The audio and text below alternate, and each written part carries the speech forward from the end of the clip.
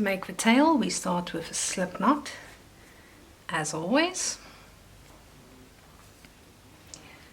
and we chain 2 stitches, 1, 2.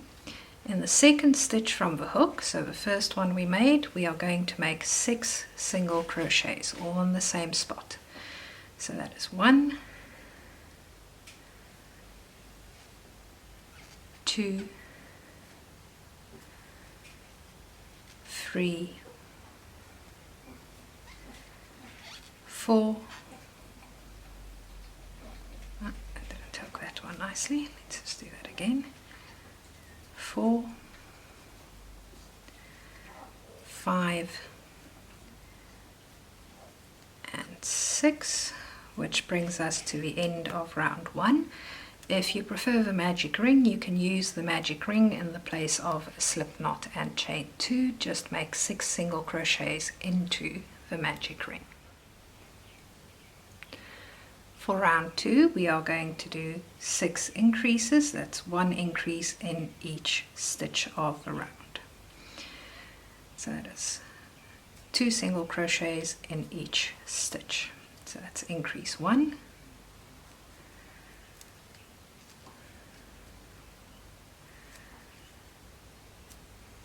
increase 2,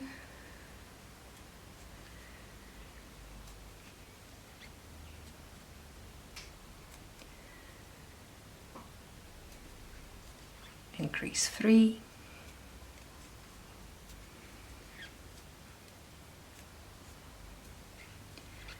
increase 4,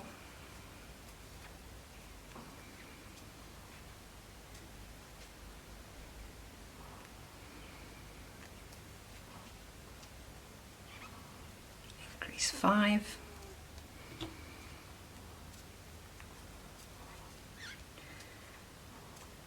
and increase 6, brings us to the end of round 2. For round 3, we are going to do 12 single crochets, so that is 1 in each stitch of the round. So that is 1, 2,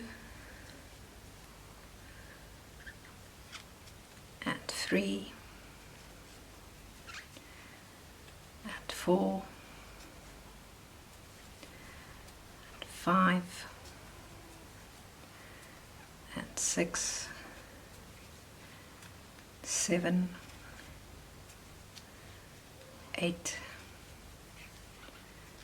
9, 10, 11, and number 12, at which point we need to finish off with a slip stitch in the next stitch. Now we are going to use this yarn tail to sew the tail to the body, so we need to leave ourselves a medium length tail in order to be able to sew it on. Pull it through. Remember the trick I showed you with the ears. Go to your next stitch, go from the inside to the out, hook your yarn tail and just pull it through to the inside. That creates a much more even look for your tail. So your tail is just a tiny little ball which we are going to pin and sew to the bum.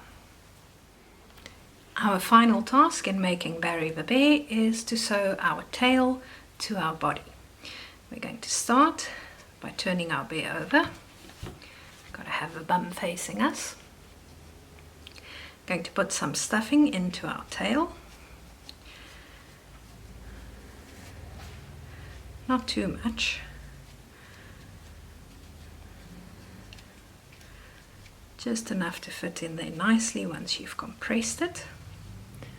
Like that. Hold on to it. Turn it over.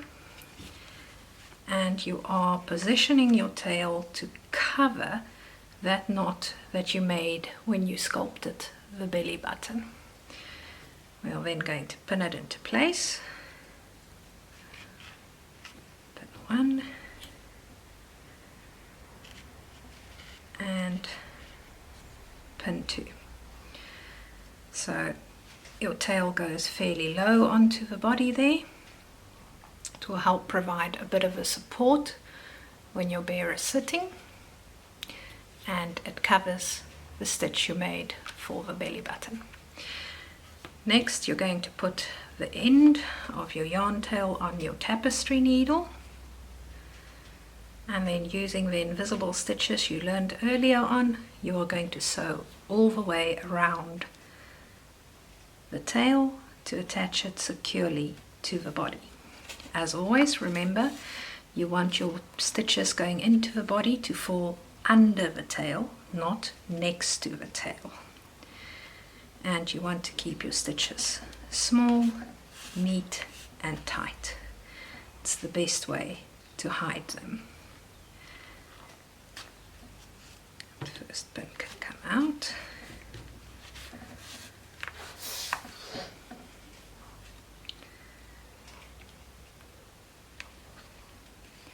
I always just use my needle tip to push the stuffing back into the tail if it starts popping out where it shouldn't.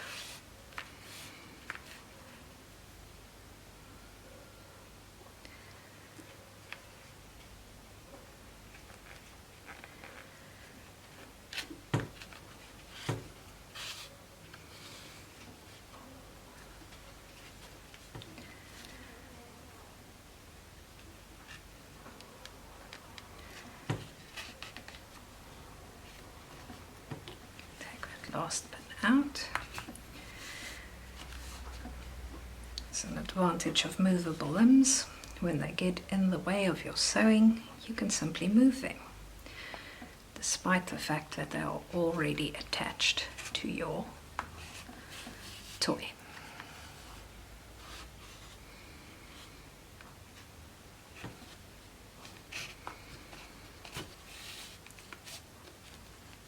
Stitch by stitch.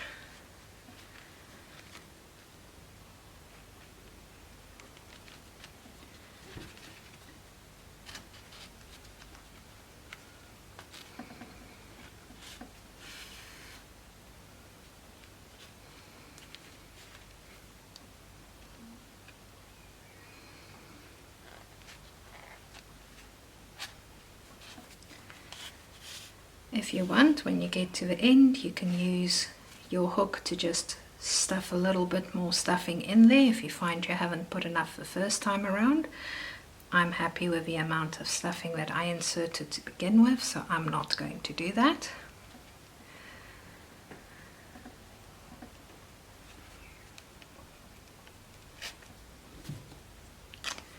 Just need my pliers.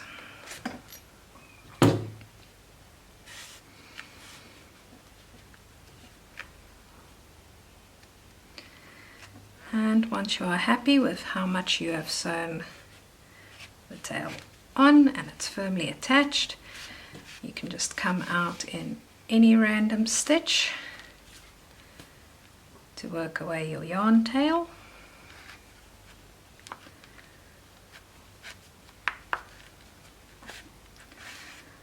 Like that. Pull